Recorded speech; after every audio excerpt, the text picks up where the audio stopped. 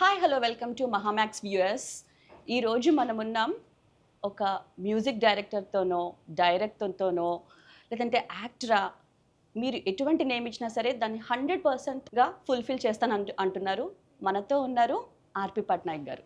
Sir నమస్తే sir, thank you so much for coming sir. Thank you. Ravindra Prasad Patnaik గారు కదా sir, ఆర్పి పట్నాయక్. ఇప్పుడు నేను చెప్పినట్టు మీరు డైరెక్టర్ అవుదామని ఇండస్ట్రీలోకి వచ్చారు. But destiny turns into some different way music డైరెక్టర్గా ఫస్ట్ టైం పరిచయం అయ్యారు. అది ఎలా జరిగింది సార్? ఆ ట్రాన్స్ఫర్మేషన్ అనేది డైరెక్టర్ నుంచి మ్యూజిక్ డైరెక్టర్ అనేది కంప్లీట్ కాంట్రాస్ట్ అవి రెండు. నేను ఫస్ట్ ఒక టీవీ రియాలిటీ షోకి అసిస్టెంట్ డైరెక్టరే చేశాను. చాలామందికి తెలియదు, హమేషా తమాషా అని. నేను చూశాను.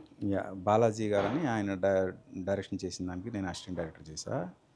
అప్పటి నుంచి డైరెక్షన్ డిపార్ట్మెంట్లోనే ఉందామని ప్లాన్ చేస్తున్నా. బట్ నాకు మ్యూజిక్ అంటే ఇష్టం, మ్యూజిక్ మీద ప్యాషన్ ఉంది కాబట్టి ఆ టైంలో మ్యూజిక్ ఇండస్ట్రీ హైదరాబాద్ షిఫ్ట్ అవ్వలేదు కాబట్టి షిఫ్ట్ అవ్వడానికి కోసం ఇండస్ట్రీ ప్రయత్నం చేస్తున్నప్పుడు ఇక్కడ ఉన్నవాళ్ళు ఎవరు అని ప్రయత్నం చేస్తున్నప్పుడు మేము కనిపించాం. అలాగే నేను మ్యూజిక్ డైరెక్టర్ అయ్యాను. చిత్రం సినిమా కదా సార్?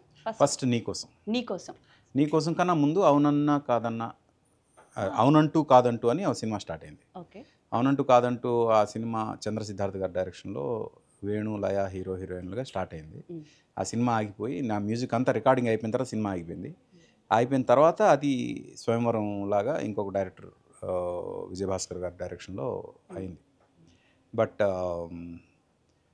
అవునంటూ కాదంట్లో చేసిన పాటలు 2 తీసుకుని షూటింగ్ చేసి వచ్చిన తర్వాత నన్ను నీకోసం సినిమాలో పెట్టుకున్నారు. నీకోసం వాజ్ అమేజింగ్. ఇప్పటికీ ఒక ఏమంటారు, ఇమాజినేటివ్ గర్ల్ ఫ్రెండ్ అంటారో లేదంటే ఒక హార్ట్ బ్రేక్ సాంగ్ అంటారో, ఏదైనా సరే నీకోసం పాట కంపల్సరీగా అందరికీ గుర్తొచ్చి తీరుతుంది.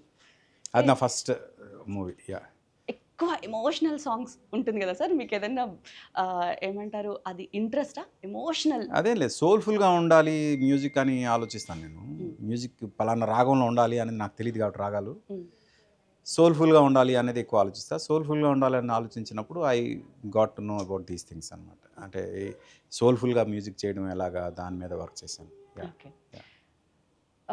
ఒక ఇంటర్వ్యూలో నేను మీ మాట విన్నాను సార్, ఇంటర్వ్యూస్ చూస్తూ ఉన్నప్పుడు ఏంటంటే నాకు అసలు మ్యూజిక్ డైరెక్షనే రాదు, కానీ మ్యూజిక్ అనేది ఒక పాటలో ఏ రాగం అంటే నేను చెప్పలేను, కానీ ఆ మ్యూజిక్ డైరెక్షన్ అనే దాంట్లోకి నేను అనుకోకుండా వచ్చాను అని. మ్యూజిక్ డైరెక్షన్ రాదు అని నేను చెప్పలేను, బట్ మ్యూజిక్ రాదు. There is 2 different things. అంటే ఇప్పుడు ఏదైనా పాట చెప్పినప్పుడు ఇది పలానా రాగం పలానా స్వరం అని చెప్పాలి కదా. అవును, కరెక్ట్. ఆ మ్యూజిక్ నాకు రాదు, కానీ how to create music I know. అది it's 2 different things. How to create music అనేది అది ఇన్హెరెంట్గా ఉంది అని నా ఫీలింగ్. అది నాకు తెలుసు. అంతేగాని ఇప్పుడు నేను ఏదైనా పాట చేసి ఇది ఏ రాగం అని అడిగితే నేను దిక్కులు చూస్తాను, నాకు తెలియదు కాబట్టి.